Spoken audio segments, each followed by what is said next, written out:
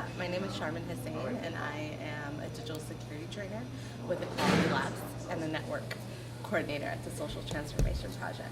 Great.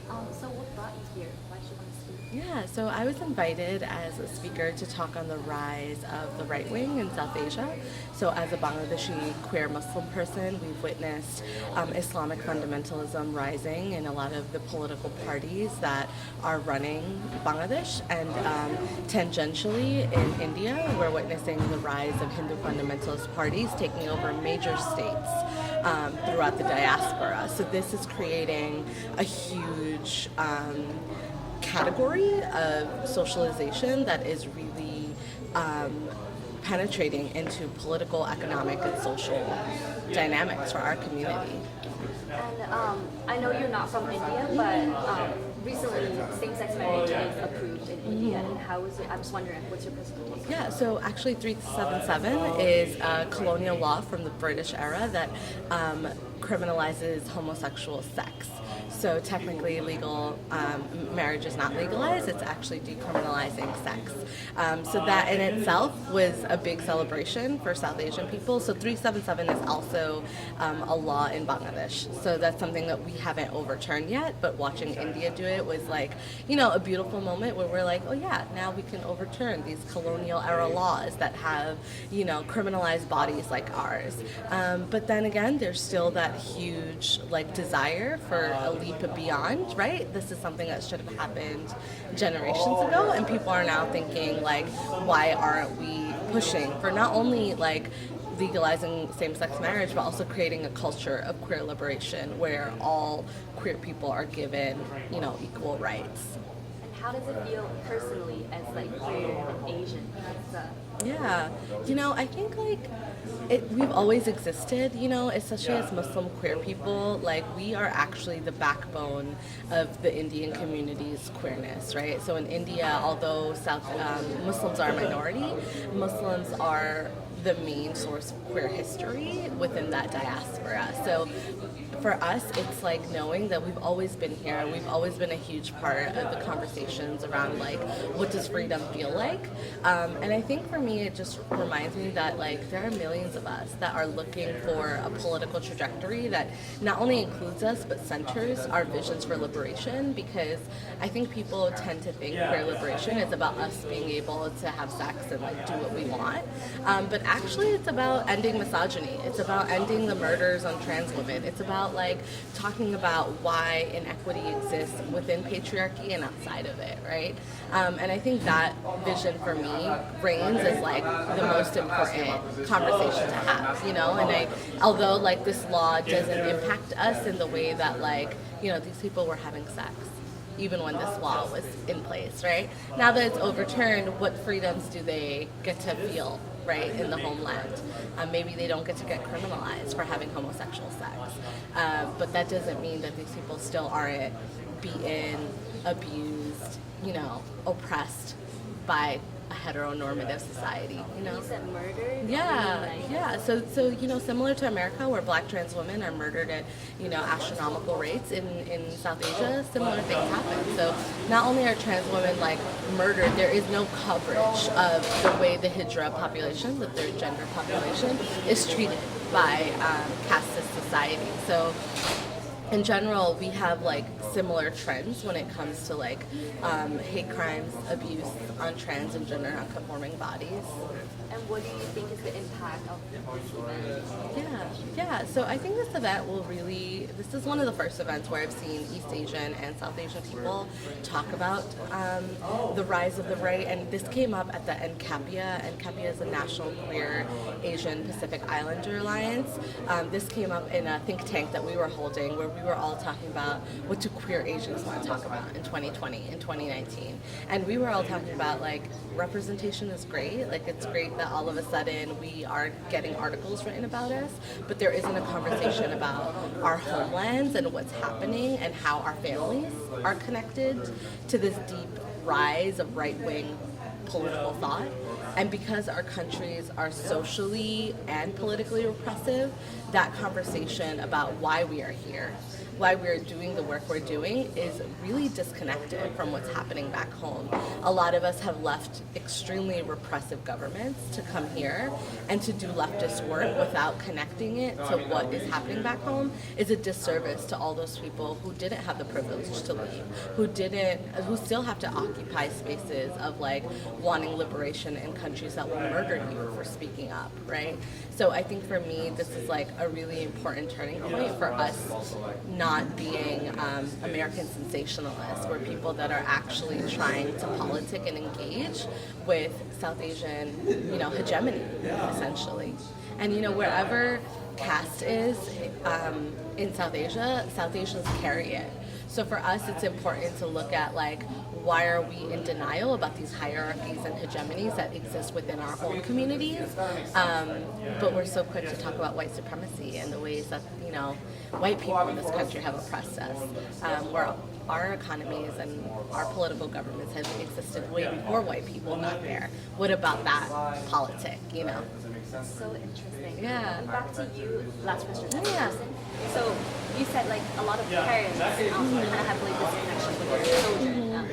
Like, is that a thing for you? Yeah. So, are you talking about me personally, like my political? Yeah. So for me personally, like I grew up in a very Islamic household in Queens, New York. We migrated here after the Liberation War in '71. So I think that created a big wave of politically silent people that knew that they were coming to America to detach themselves from the ruling parties in Bangladesh. So what we have had happen over the last 2 decades was the ruling parties have worked themselves into Islamic fundamentalist parties, into parties that were extremely forgiving of terrorist-like groups, right? And they work together. So there are vigilante groups that work with gangs and huge power players in our country that are all working very closely together, right? So for us, it was knowing that there are all these people in power that do not want to talk about social inequality, that don't want to talk about systems change. So when we came here, it was a question about like, how do we do systems change work while also acknowledging that there are millions of Bangladeshis who are trying to flee, right? They're going to Saudi Arabia, they're going to Pakistan, they're going to areas of the region where they can try to escape. And for us, it was really important to continue doing Bangladeshi community organizing work because there were so many people coming here and not knowing English. There were people coming here fleeing from domestic violence, fleeing from political persecution. And I think our work was really figuring out like how do we tread lightly while protecting people's identities, but also call out the governments and the people in charge that are hurting our community. And are your parents understanding of the work you do? Yeah. My dad was a student organizer during the Bangladeshi Liberation War. So he was, an extremely vocal person when it came to talking about repressive governments. I think for us, democracy was an extremely important value. In Bangladesh, now we have the rise of Islamic fundamentalism, but back in the 60s and 70s, women were going to school. Women were on the streets wearing shadis, and we were culturally free. I think what's happening now is that we are noticing our culture shifting. My parents are trying to respond to that shift and figure out what is their role in all this, while also being, very, very devout Muslims, right? So that's the other piece of it. It's like, how do we come to America, be Muslim, be proud, but also not be an apologist for Saudi Arabia or, forgiving of Islamic fundamentalism growing in the country. So it's been a contradiction. It feels like we're trying to do both and I feel like that's a lot of Asian Americans. Like we might go to temples and churches that are white supremacist or that support right-wing actors, but we, might not identify, but somehow because we're in the room, we fall in that category. So I think that's what's happening for them. They're decategorizing and figuring out where they fit in. So yeah, it's a little hard. Really nice that your parents are very supportive of what you do because a lot of parents are Yeah. especially Asian parents. Yeah, and I think a lot of them don't even know what we do. Sometimes they're like, oh, so do you just go on the street and scream? And you're like, yeah, I do. Yeah, that's what I do. I organize, Yeah. Thanks so much. Thank you so much. That was such a good interview. Thank you. Good luck. Yeah. So where is this going to be? I'm At academic conference. It's not their business. Yeah.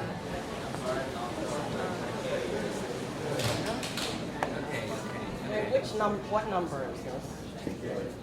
Trillion. Trillion. It's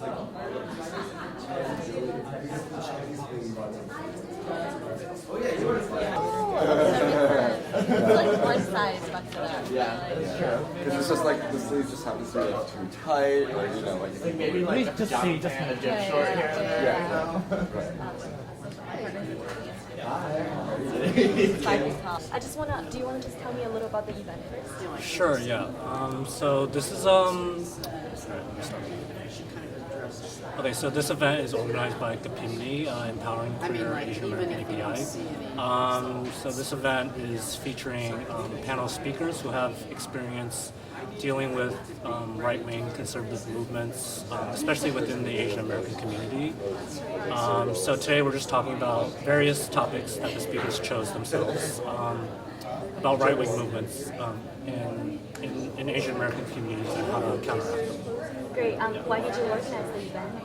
Yeah, so this was a organization-wide decision to have an event like this. We have had other events where people are sort of asking about like racism within the Asian American community, like where do we stand on affirmative action with respect to the Asian-led lawsuit against Harvard. You know, topics like that. I know those are just a few. So we just decided to have this event to have people sort of come here at events, pose questions, and listen to you know, real activists talk about those issues. And why did you personally join GAPIMNY. GAPIMNY, yeah. It's hard to say. It's okay. Yeah, I joined last year. I didn't really have a real reason. Like, I identify as a gay Chinese American man. I thought, you know, there's something here for me. But when I joined, it was more political than I thought, and I really liked that. And I thought it was a good time to sort of get active on, you know, just supporting our community, but also fighting back against the rising tide of conservatism across our country, especially since Donald Trump has been elected. Like personally, my family, like people in my family have been coming out of the woodwork as like very right-wing, like more in a more vicious way than I thought. So that really concerned me. And, you know, and in general, it should concern everyone, in my opinion. So yeah, that really got me politically active this year. did that stir any argument between you guys, and what kind of argument? Between whom? You and your parents, yeah. Oh yes. We had a lot of arguments. I think one of the problems is immigrant children don't necessarily speak the native language of their parents, so it's like extremely hard to have productive conversations. It's usually just talking to yourself. Like they can't understand English, you can't understand what they're saying. And I think what some people don't really recognize is that sometimes the like pro-Trump thing, which I know is a huge issue, like our parents being pro-Trump, they don't necessarily do it because they love, for example, like Chinese people who are pro-Trump don't necessarily do it because they love China and like Chinese people so much. They actually like distrust the Chinese government, and because Trump is sort of like waging this trade war against them and all these other things, they're actually like weirdly on board with the white nationalist, American-led white nationalist movement. So there's all these nuances that I hope get talked about. So interesting. And how does it? It's kind of a personal question, but how does it feel to be queer and Asian? It's the best. No, it's an honor just to be queer and Asian. Just kidding. It's great. I think in America it's definitely hard. There's racism. There's homophobia within the Asian community. I think everyone will tell you that you sort of get prejudice from all sides where you are supposed to belong, because you're such a mix of identities. But I think that's like an opportunity to sort of, you know, fight for correcting that. Great. So I have like two more questions. Sure. So I was wondering, what's the next event are we planning? We're planning on having more. We just haven't picked a topic but it will probably be a similar format. Okay. Yeah. And you're volunteering in the organization. You have a full-time job. Yes. How did you manage your time, and why was it hard? Yeah, so yeah, we're all volunteer. Everyone has a full-time job basically. We have a meeting once a month to make decisions about certain things. Other than that, we try to get into like small groups, and like each group is responsible for some event. But yeah, there's no really magic to it. It's just a lot of hard work, and you just have to do it. Yeah. What do you do? I'm a software engineer. I work at a big data firm. So where do you live? I live in Hell's Kitchen now. I used to live in Brooklyn. I just moved. I see. So it's not too much of a comfort. No, not anymore. Okay, that's great. Yeah. Thank you so much. Okay, for thank you, that. Ron. That is great. Yes. I'm so excited. Okay, yeah. Thank you. All right, let's get set up.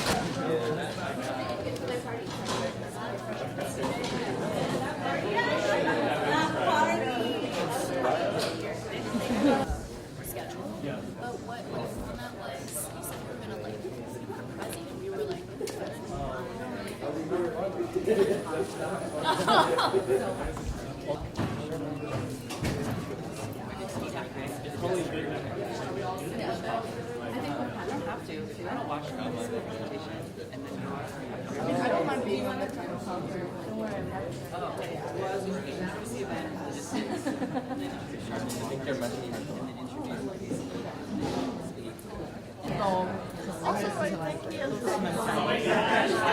If he's gonna organize stuff, he's like, everyone's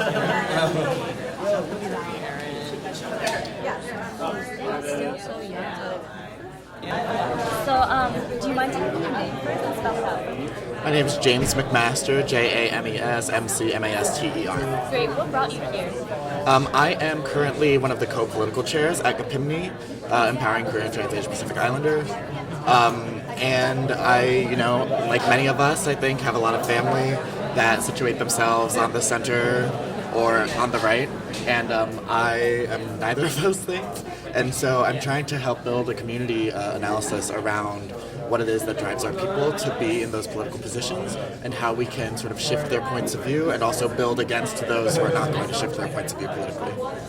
And as far as I know, this is like a majority Asian event. And how do you feel to be, among all these Asians? I mean, it's interesting, right? The Asian American community, really diverse, right? I'm from the Philippines. I think a lot of the organizers are from China. Then there are other folks from South Asia. I think there are a lot of internal questions to deal with, and I think that this is one of the conversations I'm thinking about are kinds of political affiliations that has a lot to do with our diversity. And how do you feel to see so many people like gathering here? I think it's great. I mean, I think that the organizers, Bruce and York, put together a lot of hard work to get these people here. I think it's important to remember that, these bodies are the result of a lot of organizing labor. And I also think it speaks to a particular political moment that we're at, where people are hungry to see something change because we're living in, a war zone in a certain way, of a kind of everyday life attack against queer and trans people, against people of color, Asians included, and often from Asians against Asians. And that's something that we need to deal with, and that's what we're here to try to deal with today. Great, thank you so much. People our age are just better at technology. We're not go to the best white boy cameraman down the street who you finally have the money to. You better work with the janky ass one you've been working with for your free time. Or the little intern that's Yes. All right, Patrick, I think we're ready. Okay. Oh my god.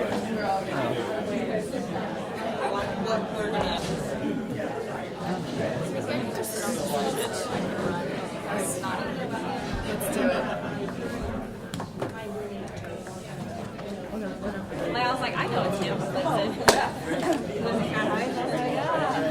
I know several Tims. So it's not like Happy birthday.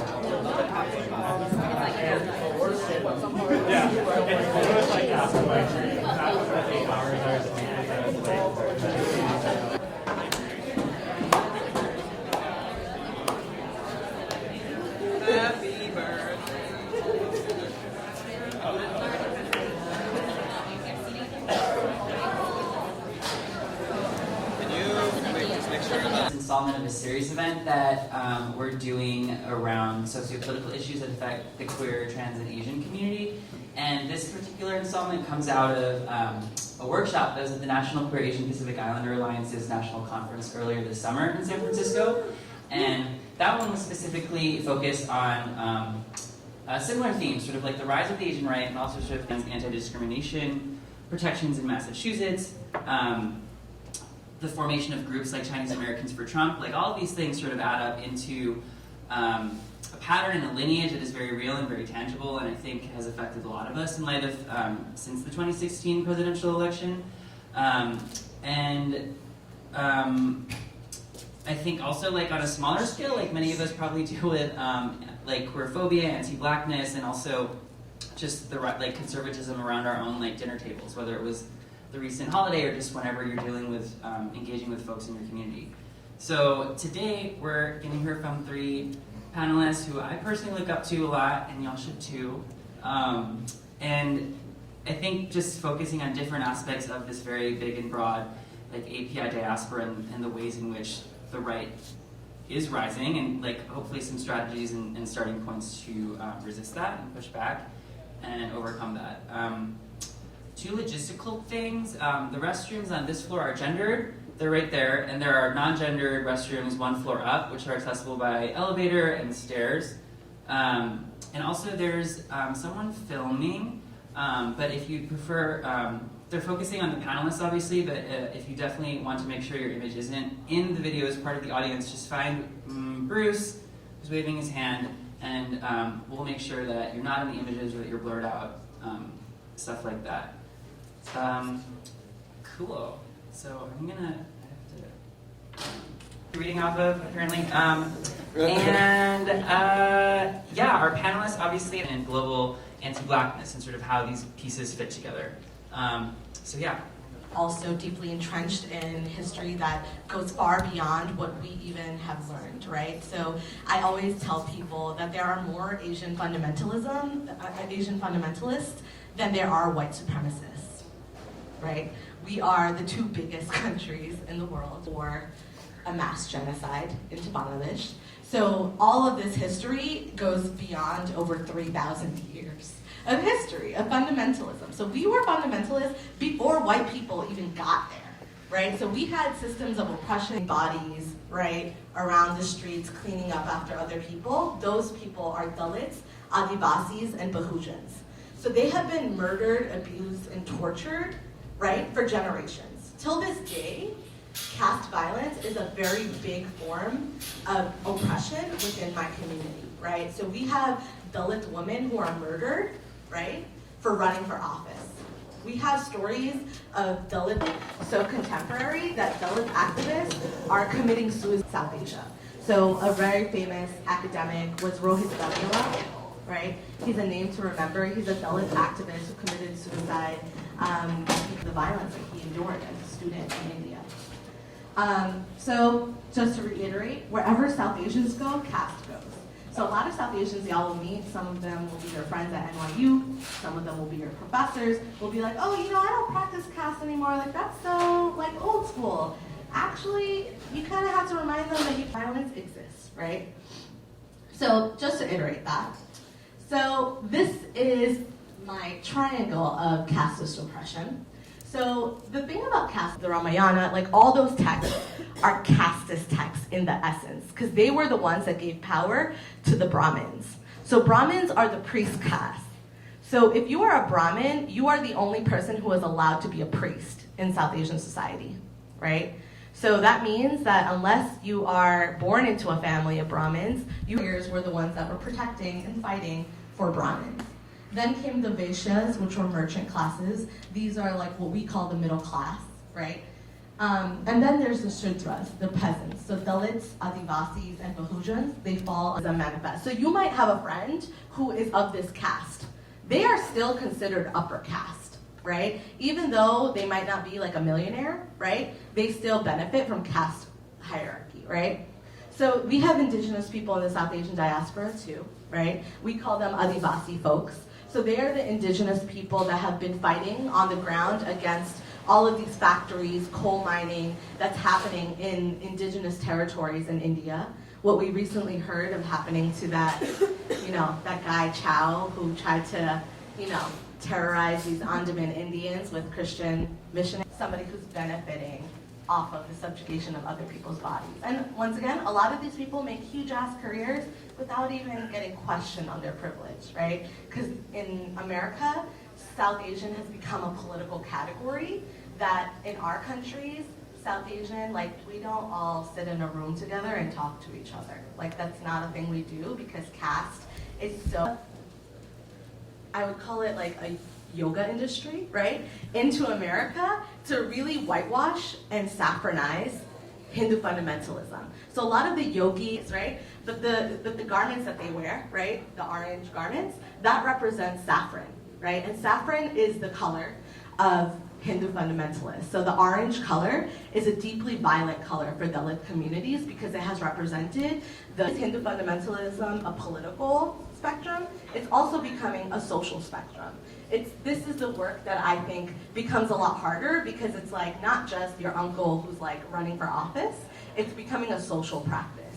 So when I talk about people are dividing themselves into caste hierarchies in order to maintain hegemony. So this is the same thing I'm talking about, not only marriage, I'm talking about social community and class, caste. And a lot of people conflate caste and class.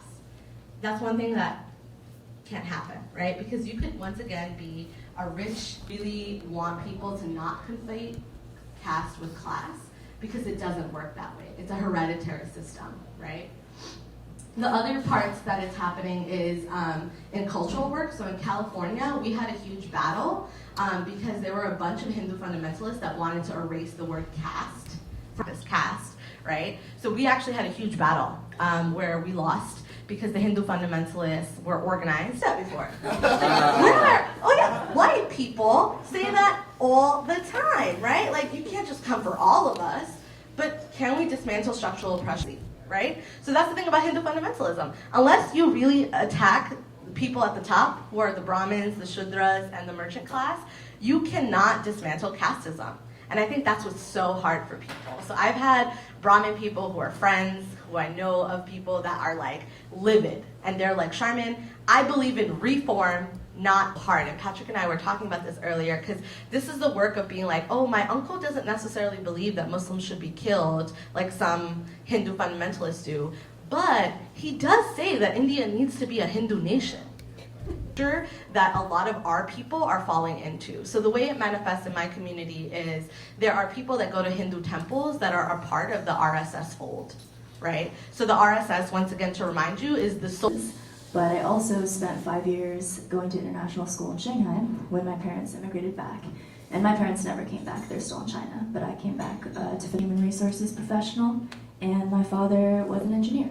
So I think it's important to give personal context to mainland China and my understanding of myself as an Asian American because of my experiences living there and my relationship to the expat community there in Texas.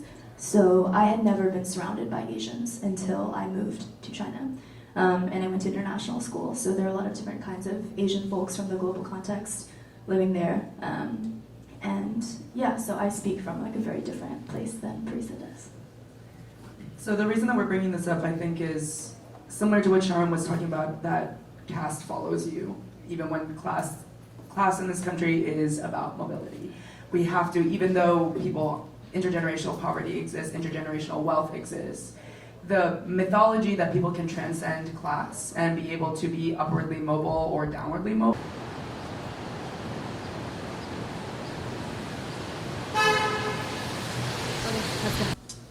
And so it's it's a gray zone, with how do you identify, or how do you figure out when someone is a soft fundamentalist, and showing someone the door is a really hard thing to do, but it can also be really important to work.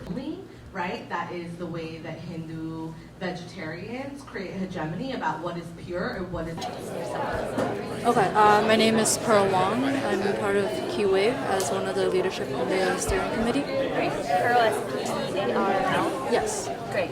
So, what brought you here besides your work? Well, I've been looking for ways to learn more about what everyone was thinking in terms of the political environment that we're in, and also like things that we want to learn. Because I have a lot of things I would like to learn about different communities in the broader Asian American umbrella, as well as the Asian diaspora of people who keep.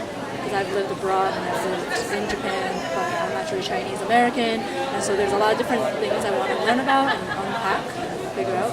How does it make you feel to see so many people so interested in this? I think it's great. Like, I do feel a little bit like we're kind of preaching to the choir because I don't think there are very many conservative people in this space, which to me is very telling. Like, part of the reason why I wanted to do events like this is because I want to talk to people who are not quote-unquote liberal, people who have certain stereotypes or biases in their lives that they kind of like perpetuate because they don't know anything about the other side. I really want to talk to them.